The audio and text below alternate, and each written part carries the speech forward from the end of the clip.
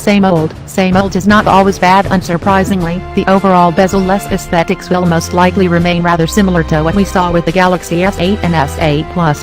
Come to think of it, this is pretty sound and logical given that Samsung really outdid itself with the overall appearance of its flagship. The Galaxy S9 and S9 Plus will most certainly combine glass and aluminum in a premium, nicely crafted sandwich. As curved glass up front is now a signature of the company's high-end devices, seen on the Note 8 as well, it's normal to expect such a display from the S9 and S9 Plus.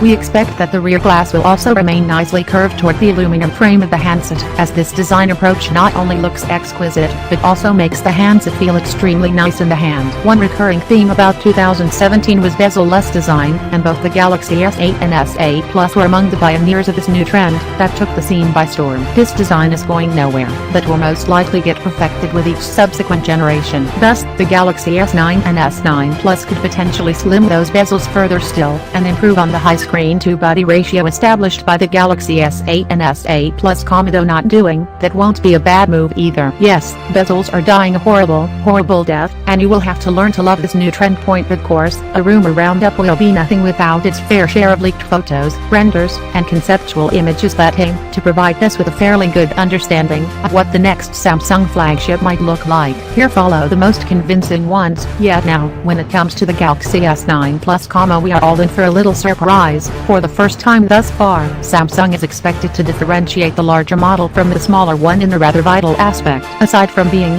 well, larger and having a bigger battery, the Galaxy S9 Plus is rumored to be having a neat trick on its own, a dual camera like the one on the Galaxy Note 8. Here's what it might look like.